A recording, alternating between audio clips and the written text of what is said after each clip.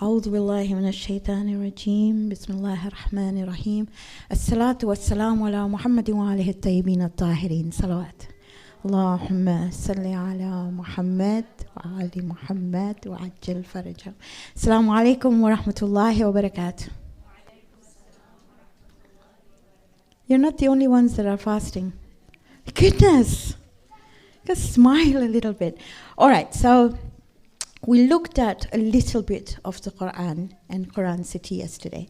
So today our focus is going to be Surah Al-Qamar. Now I will not completely follow this, basically because we don't do Saturday and Sunday. So you skip 2 days anyway. But the children will follow this to some extent. So if you've got your Qurans or you've got your phones or you've got Surah Al-Qamar with you, today on the group I think you were sent the building of Surah Al-Qamar, and you were also sent another page, and you were sent my annotated Quran. So you could either open it on GoodNotes and annotate it yourself, or you can look at what you have now. But I'm going to go through some basics of Surah Al-Qamar that you may want to look at. So that's Surah number 54. And later on, maybe you can have a look at how I annotate the physical Quran. So the first thing you've got to know is Surah Al-Qamar is Surah number 54. It's not rocket science, right? Surah number 54. Qamar means the moon. It has 55 ayat, and it's a Makki surah. You'll also find that we normally give every surah in Quran City a postcode, somewhere where you can identify it by. So if I told you that the postcode for Surah Al-Qamar is 865438, in your head you should know that 86 is the surah that was revealed before it, and 38 is the surah that is revealed after it. Okay, I'll repeat again. So the postcode for Surah Al-Qamar is 865438. Okay, are you good with that? So I'm hoping you know what surah number 86 is and what surah number 38 is. Any idea? Okay, I'll let you find out. These are all Makki surahs. So Makki surahs are divided into 3. Early, middle, and late. This is middle Makki. So 86, 54, 38. And you will find every single surah of Quran City we have given this postcode. But that is the revealed order. So the Quran was revealed in a particular order, and then the Prophet is directed by divinity to put it in the order you see now, which is 1 to 114. So there are 2 orders.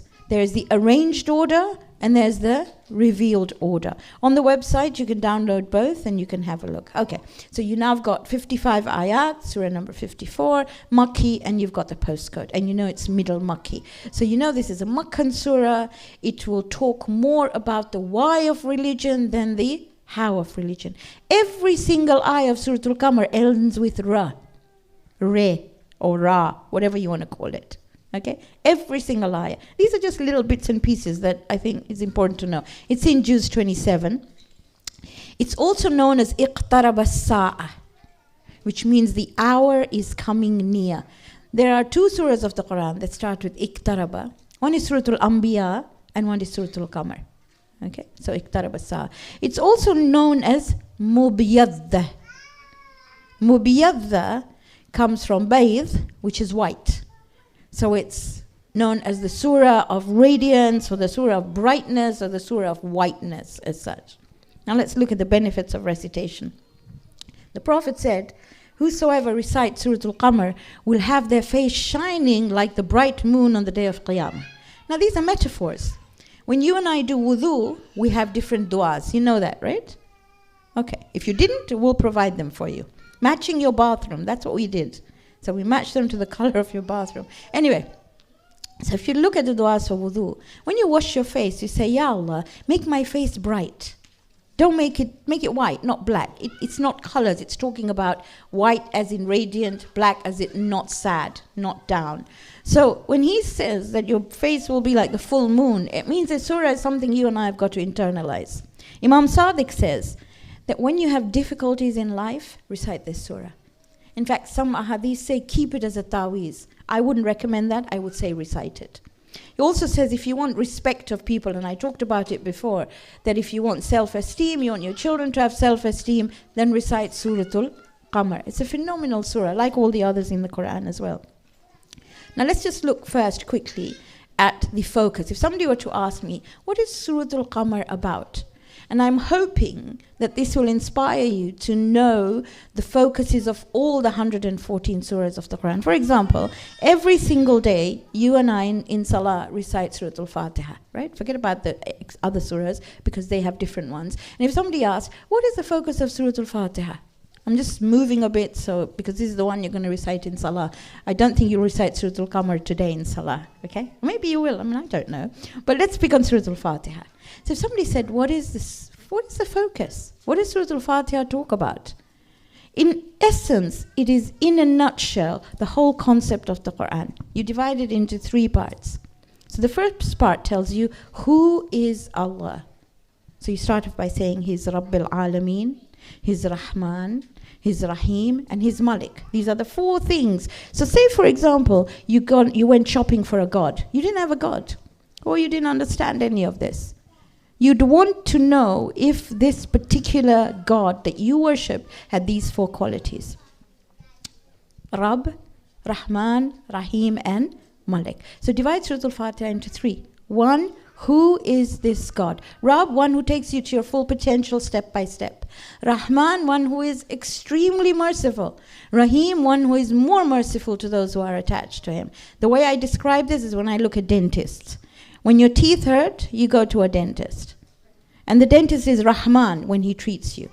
If you have any sense, then you will go to the hygienist on a monthly basis, 6 monthly basis, whatever it is. And that is Rahim, because she or he will look after your teeth. And finally, Malik or Malik is owner.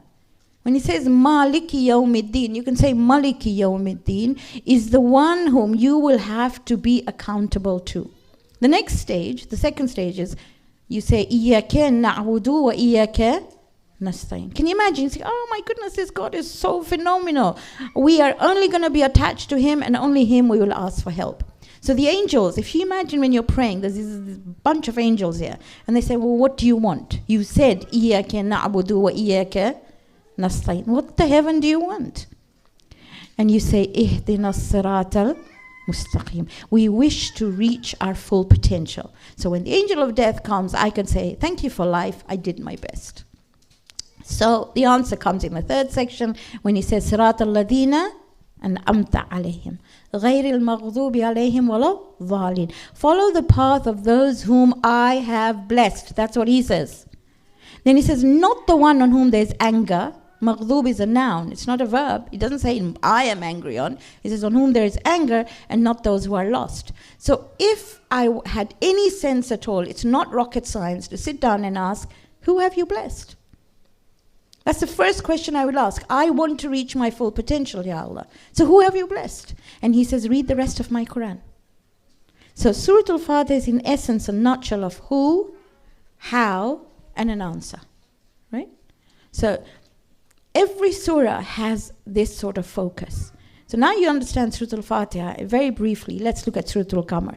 So the first thing we find in Surah Al-Qamar is that it talks about the miracle of the splitting of the moon. So it talks about miracles, and we'll talk about mu'jiza and what that means. It then talks about the past nations who refused to follow divine guidance. Whether it talks about Prophet Nuh or Hud or Saleh or Lut or Fir'aun and Musa, right? Or basically talking about the people of Fir'aun. It's actually talking about people who made excuses and not following divine guidance. When Allah says something, when the Prophet said something, they just didn't want to change. And we will see the different aspects when we go to the different aspects of the different sections of Surah Al-Qamar. So the focus of Surah Al-Qamar is those who didn't follow divine guidance. But the other focus, which is probably the main focus, is where he repeats 4 times, وَلَقَدْ يَسَّرْنَا الْقُرْآنَ لِلذِّكْرِ فَهَلْ مِن مُدَّكِرٍ. And I'll talk about that. I've been mentioning in the last 2 days, but I'll talk about it a little bit more today on that focus. So I repeat again. Somebody said, what is Qamar about? I would say people who didn't follow divine guidance. And then the divine guidance that's been given to me and you is the Quran. And if I sit and say, well, it's so difficult, it's in Arabic. It's so difficult to understand because when I pick it up, it's thee and thou, and it's all about punishments. I don't know what it's all talking about. He's telling me and you, all you have to do is put in a little bit of effort and you will be able to internalize the Quran. I will repeat again. The Prophet said, Allah will not punish the heart that internalizes the Quran. He just won't. So, I mean, I don't think it's anything difficult to know that my first step this Ramadan should be able to think, well, I know this much. So when this angel of death comes and they ask me in this grave, what did you do? I can say, well, do you know the Quran? Let me teach you. Right? Do you know what the focuses of each of the surahs are? And that is the confidence you should have about this book. We will never, ever, ever learn this book the way, give it the right it's supposed to. It's difficult in the sense that it's got so many layers upon layers upon layers. But we can make the effort to learn that much, which then we can use to change our lives. Okay, and if we don't, then we've been warned. So we can't say, Ya Allah, well, my mom didn't teach me Arabic. In madrasa, it was just basics. We can't make any of those excuses. Okay, all right. So that in essence is the focus. I'm going to keep on repeating this focus so that it comes out of your ears so much that you say, heard this before. And that's okay with me. I don't mind if you've heard it before or not. So now let's see the first section. So, before that, 8 sections. First section, splitting of the moon and Qiyamah. Second section, Prophet Nuh. Okay? You've got it in your books or whatever we've sent it to you. Third section, Prophet Hud. Fourth section, Prophet Saleh. Fifth section, Prophet Lut. Right? Seventh section, are you good? You're not even with me. You're all moving away. Okay. So you got Musa and Fir'aun, and then finally you have the accountability, and then you have those who have taqwa, who will go to Jannah. Oh, by the way, really beautiful. Somebody came up to Sayyid Amuli, or Sheikh Amuli, and said, can you give me the address of Imam al-Zamana, Ajjalallahu Faraja? And Sheikh said, yeah, of course I can. So the man sort of sitting there thinking, I'm going to get... And he got a postcode, 5455. He said, you can find him in 5455. And the man sort of said, pardon?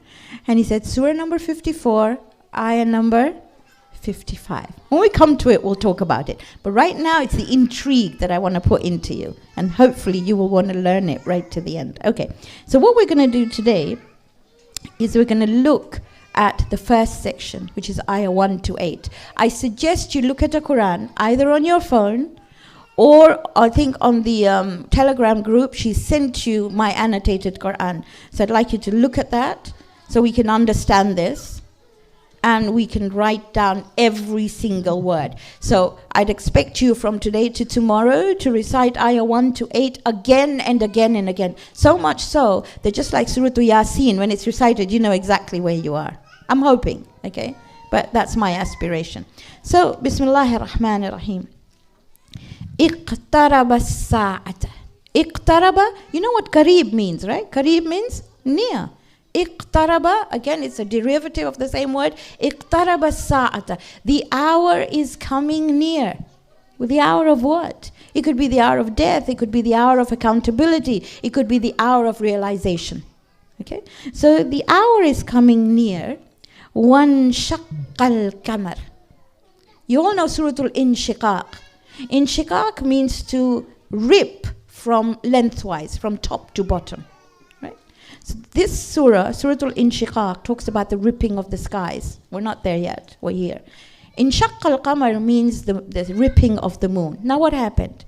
So it is said in a hadith that the Quraysh came up to the elders of the Quraysh came up to the Prophet and said, we really think you're a magician. However, we know that magic can only be done on earthly phenomena. So you can only do it on the earth.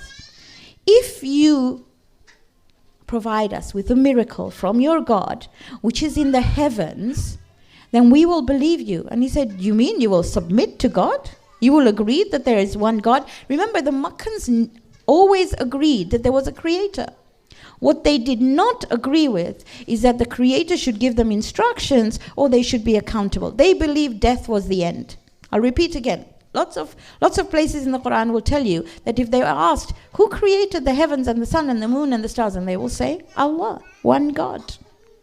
But they did not believe that He could tell you what to do, and they didn't believe in accountability. So will you submit to Him? Will you agree to what He says? Yes, they said, definitely. There are a couple of riwayah. One says that they went to the plains of Mina outside Mecca, and there's Mount Hira. And the Prophet pointed to the moon. It was a full moon. And Allama Tabatabai says this was on the 14th of Dhul Hijjah, 5 after Hijrah, because that's a full moon. 15th is a full moon, right? So he said he pointed to the moon. The moon was on either side of Mount Hira, and then he put it back together again. Some riwayah say that the moon was seen on one side of the mountain of Abu Qubais and the mountain of Kunaykiyan. Allahu Ya'lam. But all we know is that this did happen. That the moon was split apart. They saw it. I'll tell you what they say in a minute in Ayah 2. But let's go back to science. What does NASA say? Is there a crack in the moon? Does it exist? Is it right through the middle? I mean, now it's quite easy. All you have to do is Google it, right? There's lots of craters. There are lots of cracks and fissures in the moon. It could be there. It could have been covered. Nobody knows. Some say it's true, some say it isn't. But you and I know that this Quran tells you the truth.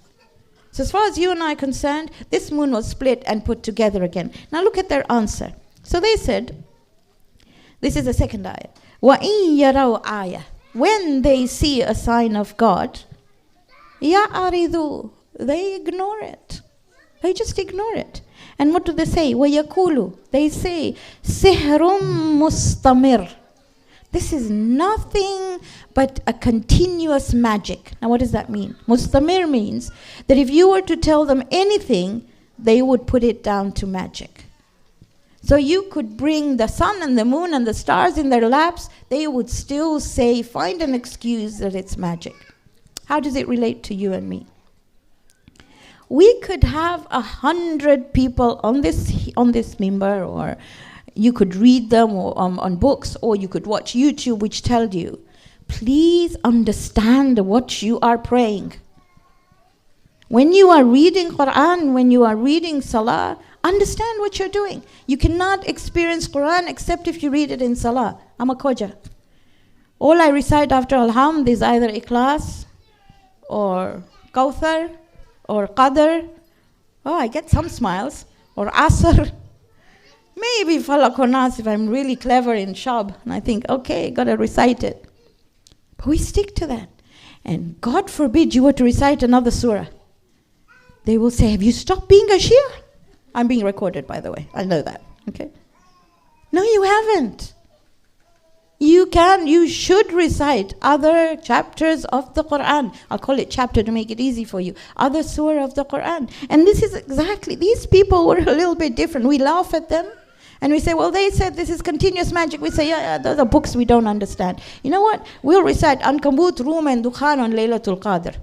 After that, when somebody dies, I'll recite Surah Yasin. Are you serious?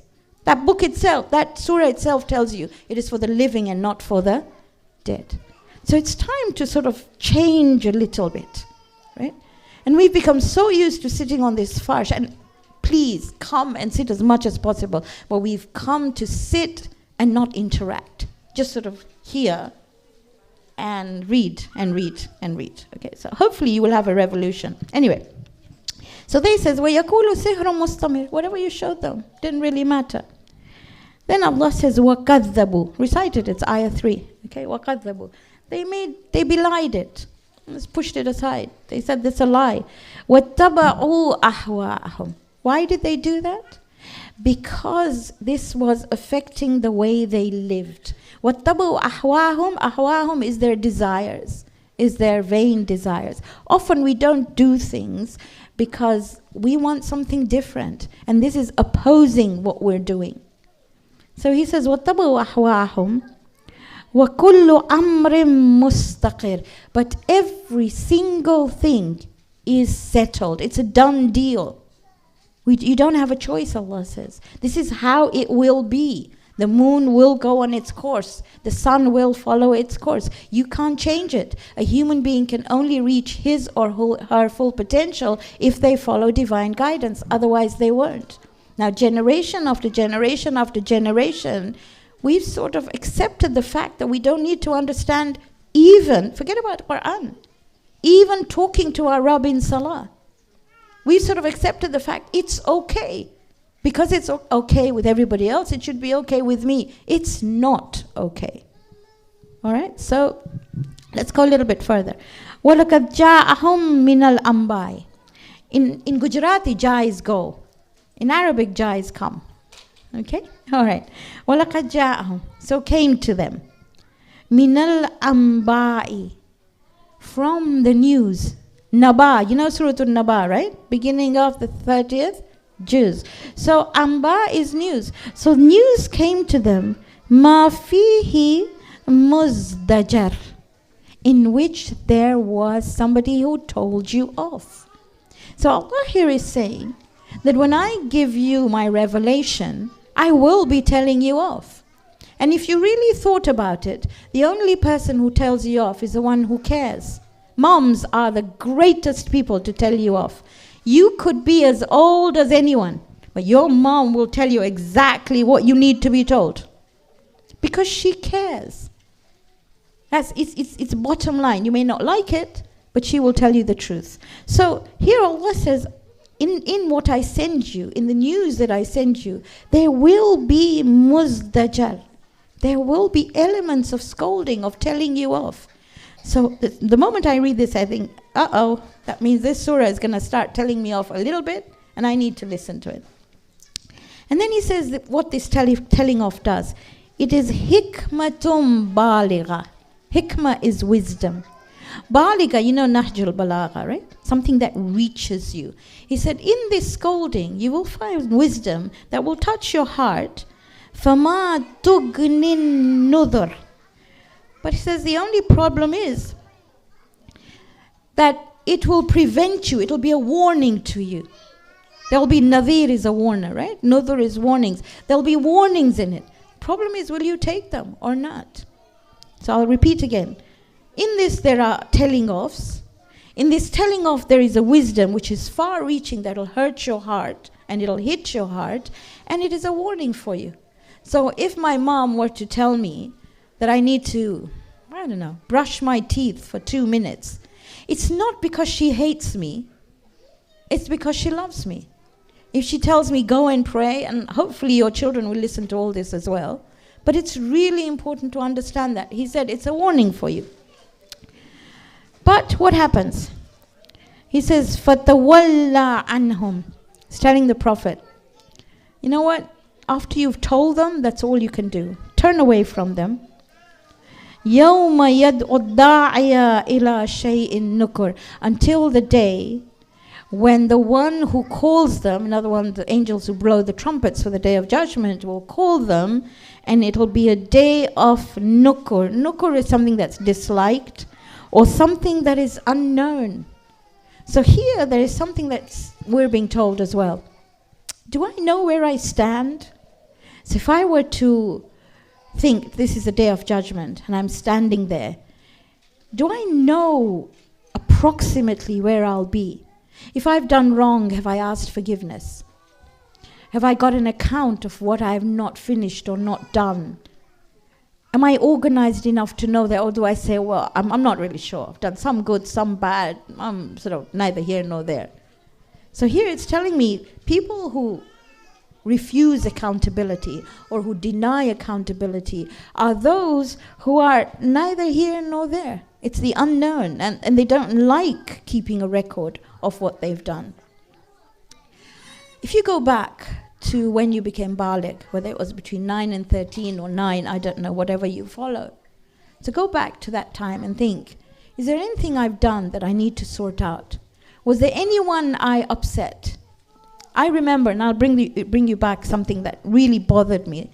As a child, I remember being taken to people's houses. So my mom would take me to people's houses to sit. This was a tradition in East Africa. We would go and we would sit with people, have chai and cake and come home, especially if they weren't well or they didn't turn up at the mosque.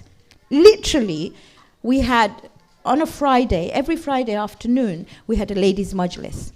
God help you if you didn't turn up. Because if you didn't turn up, everybody would come to your house. So sometimes, even if you weren't feeling well, you just wanted to come because they would turn up at your house. Okay? So my mom would take me to these houses. And I remember at one particular house getting so bored, and she had a sofa which had a little bit of a hole in it. So as a child, I put my hand in the sofa and I pulled out the stuffing. I'm telling you what I did. Okay. Now I remember that very, very precisely. And I remember then thinking, I don't know how to put this back in now. So I took that stuffing home. Quite a lot of years later, I heard about this. I was listening to this story about this particular person who had picked an apple from an orchard. And she knew that that apple wasn't right. But she put the thread, the needle, that what she was stitching with, she put it in the apple and she tasted a bit of that apple juice. And that was Gusby. Now when I heard that story, I thought, oh my goodness, I took somebody's stuffing and I couldn't remember who it was. I didn't know where it was from. I must have been about 7 or 8 because my father died when I was 10. It was way before then. I can't remember, but it just stayed there. So the only thing I could do was be able to give some money in charity in her name, and hopefully, I hope on the Day of Judgment when she says, where's my stuffing, I can say, I gave some sadaqah in your name. Now I'm talking about stuffing. There's so many things. I'm just picking on something that maybe we think is insignificant, but it isn't. To someone, it might be really big. For example, if I said, let me pick somebody's scarf, I'll pick Faiza because I know she'll understand. So if I said, I hate that color. Now for me, it's not her I'm picking on, but it's her scarf. But it might hurt her a lot. How do I make that better? What do I do? And these are things that this surah brings me across and tells me, sort your life out. So I would probably do something called Radd Mazalim. You've heard about it, right? Radd Mazalim is to rub out the injustice you've done. And people always ask, but how much? So if I said, I don't like Faiza's scarf, I actually do. But I said, I don't like Faiza's scarf. How do I do that? How much do you pay? You know how much you've hurt someone. You know the extent of hurt that you have caused. And therefore, make sure you're able to recompense them, because on the Day of Judgment, she can say, this is what you did to me. You hurt my heart. Anyway, so here it says, it's a day which they don't know and they dislike, because they don't like accountability. So the lesson from here is, number 1, I don't follow my whims and desires. 2, I am absolutely accountable for everything I've done. Then what will they be like on the Day of Judgment? He says, خُشَّعَمْ أَبْصَارُهُمْ. Their eyes will be filled with horror, absolute horror. Why? So if somebody showed me my life and said, this is your life, you're too young to remember the program where they said, this is your life. Do you remember it? No, please say no, because that makes me feel good, okay? So at 63, I remember that program. They got people on television, and they brought them their relations and their friends and what they'd done in their past, and they gave them a book. Google it, come on, it's a good program. And they told them, this is your life. Okay, it's exactly here. So the horror in your eyes and my eyes will be when I see my book and I think, oh my goodness, stuffing in a sofa, right? I didn't do anything about it. I hurt so-and-so. I did so-and-so, whatever I did, and now I can't correct it. So he says, خُشَّعًا أَبْصَارَهُمْ يَخْرُجُونَ. They will come out. Khuruj, is exit, right? يَخْرُجُونَ مِنَ الْأَجْدَاثِ. Ajdath is unmarked graves. So their graves will have been there for so long, there will be no markings on them. They will come out of unmarked graves, كَأَنَّهُمْ like جَرَادٌ مُنْتَشِرٌ. Jarad is locusts. If you Google a swarm of locusts, or whatever search engine you use, you will find it's like loads of insects everywhere. And muntashir means they'll be just everywhere, as though they are going around with no direction. So this also tells me that you and I need to have a direction in life. In Surah Al-Baqarah, he says, وَلِكُلِّ وِجْهَةٌ هُوَ مُوَلِّيهَا فَاسْتَبِقُوا الْخَيْرَاتِ. Every human being, every creation has a direction, has a goal. So seek the best of goals. So maybe use Ramadan to think, what is my goal in life? What do I want? Where do I want to be? I repeat this every Ramadan. So if somebody were to ask me, what is your goal in life? I would probably say that when the angel of death comes, I would like to have the ability to say, thank you for life. I did my best, physically, mentally, emotionally, and spiritually. I'd like to say that. And I tell my children, I'd like to see them. I told them at the door of Jannah, and they said, no, Mama, at the door people get stuck. Can you pray that we come inside, right? So you pray that those around you would be in and I tell them they could go in Jannah and they could actually wait for me and take me with them, so on and so forth. So you need to have a goal that you're working towards. Now that is a long, sort of your, if I can say, the goal that's up there, the macro goal. And you have micro goals. So my micro goals, want to learn the Quran, want to be able to have the ability to pay 51 rakats of salah in a day, want to be able to, at the moment I swim about 20 lengths every morning, I want to do 50. Okay? You should have these goals in you, physical ones, mental ones, emotional ones, and spiritual ones. I want to be able not to be, not to look at someone and get angry, or whatever the case might be able to let people go. There are so many things that need to be done. As a grandma, when I look at, and maybe there's some grandmas here and hopefully they're listening. So as a grandma, I find it very hard when I watch my children raising their children, because they have their own methodologies. All of them raise their children differently. And I need to have the sabr, and these are my micro goals, the sabr to be able to allow them to raise their children the way they want and not interfere. Except when you think they're going a bit too way out. And then even the ability to tell them in the best of ways. These are my micro goals.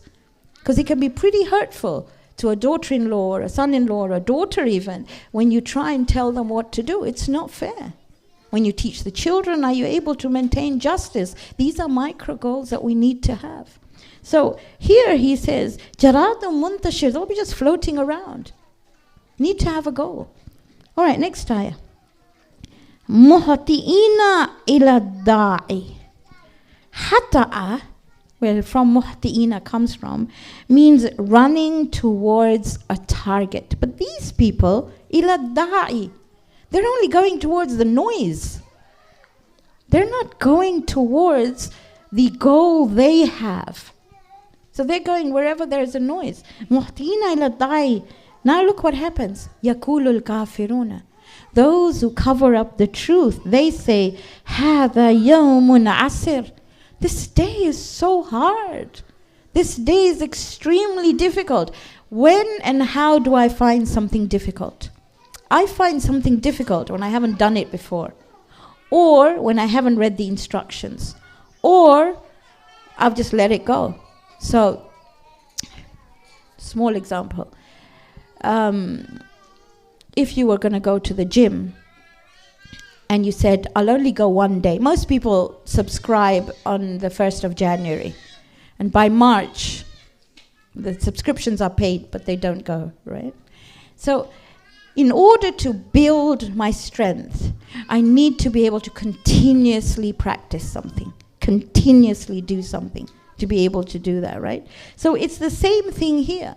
Accountability, I need to be accountable every single day. So before I go to sleep at night, are my accounts done? And it's not just the accounts that you have as far as your budget goes. But what about me? Where did I get to? How much did I learn? How much did I do? How many people did I hurt? How many did I help? What did I do with my life? This is all part of accountability. The good things I won't worry about. They get sorted anyway. But anything that is wrong, we need to be accountable for. Make a point this Ramadan to call people or to message them. And you can have a generic message. Please forgive me. Most people will say it's okay. But some may not. But it's good to ask and it's good to do things. So let's go over this again. Bismillahir Rahmanir Rahim. اقتربت الساعة وانشق القمر. So the hour is coming near, whether it is the day of judgment. I will call it accountability. So accountability, whether it's daily accountability, accountability at death, or accountability at the end of time, is coming near. وانشق القمر. And the moon was split. Okay. Let me look at another aspect of the moon or split. When accountability happens, then the light that kept my darkness going splits. There's no light. I'm looking at it in a completely different way. Okay? So think about it. If I am not accountable and the light that kept me going was taken away, what do I do? إن يروا آية, even if you showed them a sign, يعرضوا ويقولوا سحر مستمر. They will ignore it. And they will say, well, it's magic, all over again. So anything you don't understand, put it down to magic. وَكَذَّبُوا وَاتَّبَعُوا أَهْوَاهُمْ وَكُلَّ أَمْرٍ مُسْتَقِرٍ. And they belie it, they follow their desires, but everything is done. It's a done deal. وَلَقَدْ جَاءَهُم مِّنَ الْأَنبَاءِ. And what they receive of this news may be some scolding in it, but that's because He loves you. حِكْمَةٌ بَالِغَةٌ. It is wisdom that is far-reaching, it will touch your heart. فَمَا تُغْنِ النُّذُرُ. But the warning does not seem to avail, does not seem to have any effect on them. فَتَوَلَّى عَنْهُمْ يَوْمَ يَدْعُ الدَّاعِيَ. Turn away from them until the day when the trumpet will be blown, or the caller will call them إِلَى شَيْءٍ نُقَرٍ, to something they do not like, something that is unknown to them because they've never accounted before in their lives. خُشَّعًا أَبْصَارَهُمْ. Their eyesight will be filled with horror. You don't want to do that. You want to see your accounts and say, I knew this, I can sign it and I can write it off. يَخْرُجُونَ مِنَ الْأَجْدَاثِ. They will come out of their unmarked graves. كَأَنَّهُمْ جَرَادٌ مُنْتَشِرٌ. Just like locusts that are spread. مُهْطِئِينَ إِلَى الدَّاعِ. They will only go towards the noise. And those who covered up the truth will say, هَذَا يَوْمٌ عَسِرٌ. This is a really difficult day. So if I were to put this in a nutshell and conceptualize the first section, I would say that I could watch 100 miracles. You know, in spring, you just have to walk and see daffodils coming out of the earth. You just have to look at the trees that had nothing on them and suddenly there's leaves. I mean, look at your children. I have 5. And they were that tiny. And now I look at them and I think, my goodness, I got to go like that. And they say, Mom, I was asking one of them the other day, whether she could teach me something on the computer, right? And she went, you press this and then this and this and that, and then you just write this and it's done. And I'm going, hello. I taught you how to walk. I taught you to come out of nappies. And it took me ages. It wasn't just one day. I mean, it took a long time, and you were just telling me, and then I asked her a second time, and she said, yeah, press this. It does, take it slowly, right? Take it easy. So these are miracles in life, are they not? The child that could not even hold their heads, the child that could not even walk, the child that could not even press a button, suddenly now tells you that you're too slow in pressing buttons. Okay? That's a miracle. So when we see them, Alhamdulillah Rabbil Alameen, they've become independent. Literally, Alhamdulillah, at every single process. So the first thing I take back is that when I see miracles, thank God that He gave them to me. Isn't it awesome to be a mom? Isn't it awesome to have a community like this? I mean, these are things that this Quran tells me. The second thing it tells me, be accountable. Please keep a record. I mean, nowadays you have phones on which you have so many apps on which you can put every single thing on. I mean, for God's sakes, you can put your salah on. You can, the salahs you've missed, the fasts you've missed, everything is written down. You don't even have to write it down like we used to in little ledgers, right? You just put it on your phone. And the third thing here, it says, you don't want to be one of those people who doesn't have a direction on the day of Qiyamah. So the way to read the Quran is, when I read, Kushan absarhum, Ya Allah, I don't want to be those that my eyes are filled with horror. When I read Hada Yawmun Asir, Ya Allah, I don't want that day to be difficult for me. And that's the way to read the Quran. That's the way you interact with the Quran. Okay? Not just like Khoja here, pare. So repeat it again. Surah number 54, Surah Al-Qamar, 55 ayat, 8 sections. Focus of the surah, if you just put a little bit of effort in this, you will internalize the Quran. He will not punish the heart that internalizes the Quran. I'd like to end with one thing, which I absolutely love. And that is Surah number 8, ayah 33. Please have a look, if you can.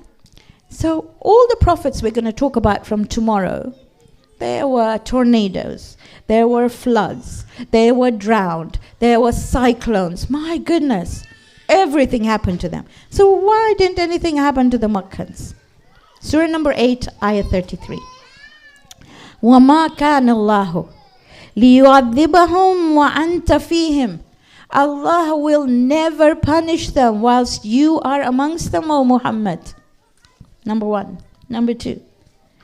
وَمَا كَانَ اللَّهُ مُعَذِّبَهُمْ وَهُمْ يَسْتَغْفِرُونَ.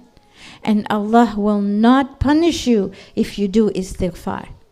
Now it's not rocket science. To just do istighfar all the time. Not only between your two sajdas, astaghfirullah rabbi or atubu ilayh, but all the time. And we'll talk about istighfar a little bit more tomorrow. But in essence, if the Prophet is amongst us, and we have, because it's awwaluna Muhammad, wa akharuna Muhammad, wa awsatuna Muhammad. So the Muhammad of our times is Imam Muhammad al-Mahdi, ajjalallahu faraja. He is amongst us.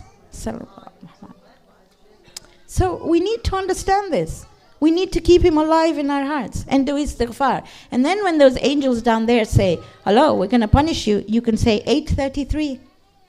God said he won't punish me because I did istighfar. And we'll talk about istighfar.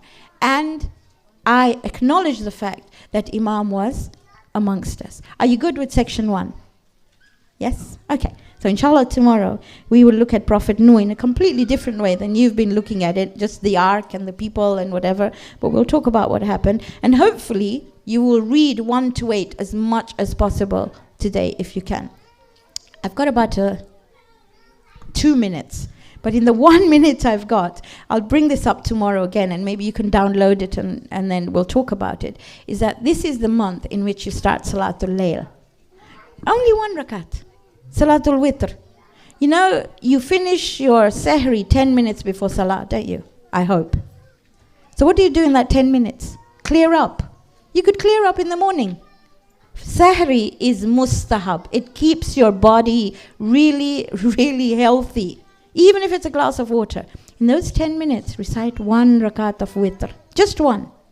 All you have to do is Surah Al-Fatiha, Ikhlas. Don't worry about the 3 times. Falak and Nas. Raise your hands.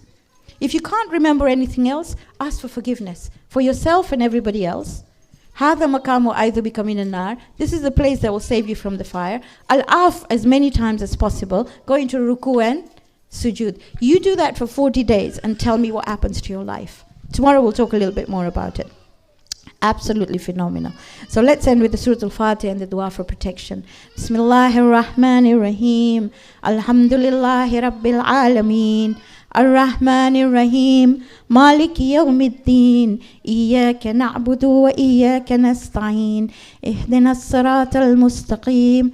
صراط الذين أنعمت عليهم غير المغضوب عليهم ولا الضالين لي 5 أطفي بها حر الوباء العاتمة المصطفى والمرتضى وأبناهما والفاطمة